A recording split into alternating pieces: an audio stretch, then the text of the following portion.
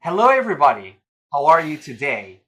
Last time we spoke about the presidential election in the United States, USA, and we spoke about Donald Trump and the popularity of Donald Trump, and also that Joe Biden was swapped out and Kamala Harris is in now. So today we're going to speak about different topics about the same, different things about the same topic. So, Patrick, why was Joe Biden swapped out? Well, most Americans know the story by now, but I know our show is very popular in Saudi Arabia and also in Ecuador. And a lot of people don't know the story, how it became very obvious that Joe Biden had a cognitive problem when he debated Trump. The presidential candidates have these live debates, and it became impossible to deny. Now, those of us in the alternative media had been pointing out that Biden had all the classic signs of dementia. We've been pointing this out for years. And the media denied, said, no, he's sharp as a whistle, until it just became so obvious. And then there was pressure from his own party to withdraw, Barack Obama, the Clintons, also the donations dried up. And so the party has the ability to choose the candidates. It's not very democratic. But there's two very distinct visions of America, and the border, which has become such a controversial issue, really since 2016, even more now since more illegal immigration than ever pouring over the border. So Trump has made the border an issue. For Kamala Harris, she says that the very heart and soul of our country is at stake because having another Donald Trump presidency would be an existential threat to America. And they say that he's a Mussolini type figure, like a dictator who would end democratic norms. And so there's a lot of anger. And I do believe that is why we've seen two assassination attempts against Trump over the last few months. The one where he was wounded in the ear. Okay, until recently, we had three candidates because Robert F. Kennedy Jr. was an independent candidate. But now he has endorsed Donald Trump. He has. What effect will this have on the election, do you think? Well, it's very significant because Exactly.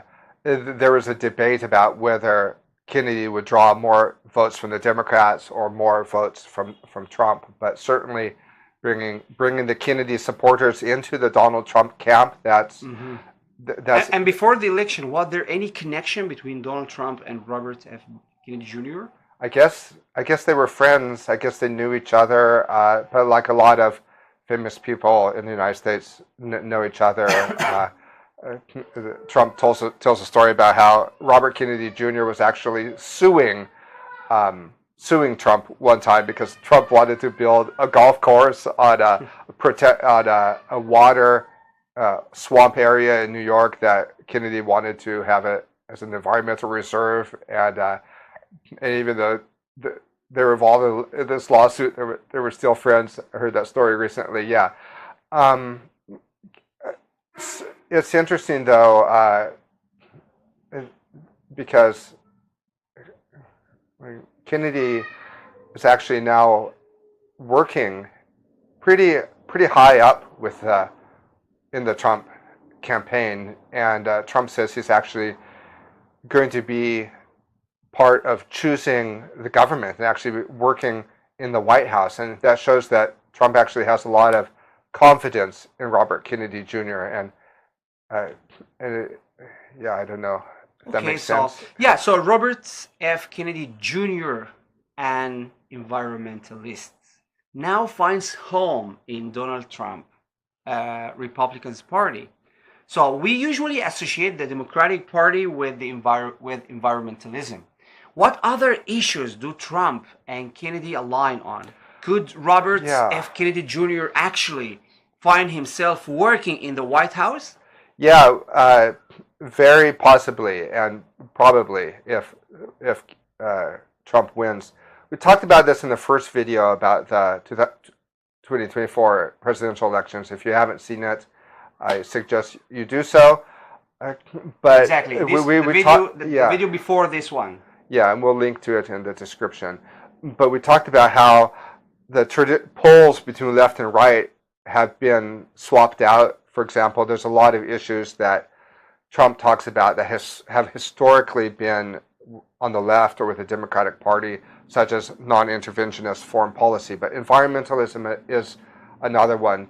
Trump says he wants clean air and clean water, and that's precisely why he's brought Kennedy on. And of course, Kennedy, with the Children's Defense Fund Foundation, working so hard over the years for health freedom and being at the forefront in the alternative media about these touchy subjects to do with health and medicine. But they also, one issue that is very important to Robert Kennedy Jr. and now has increasingly become important to Trump is ending the censorship.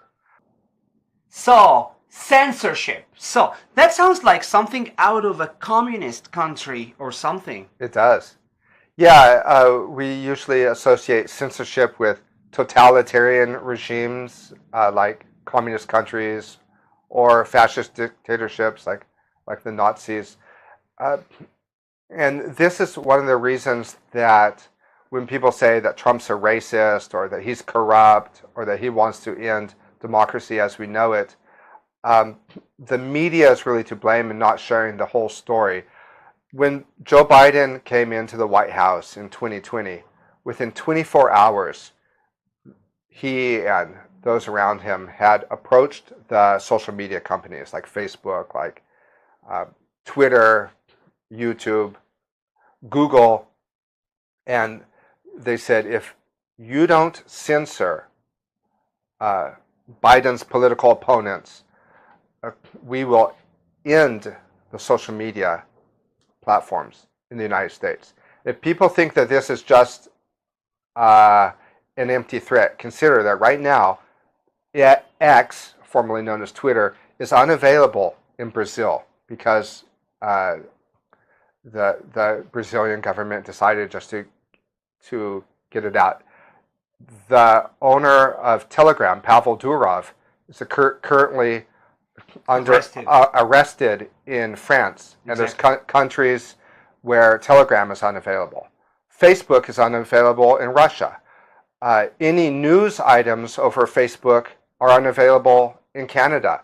So this could totally happen. And the way it works is they make it impossible for you to work within the legal norms of those countries. So the way that the Biden administration threatened these companies, unless these companies censored Biden's political opponents, including RFK Jr., was they said they were going to end Section 230 of the Communications Act. And the Communications Act is a law that allows these tech companies to function as utilities, like the water company, like the electric company, like the mail.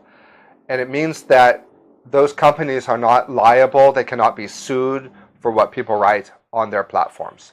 So if I write defamatory information on Facebook about somebody, I can be sued, but the Facebook itself cannot be sued.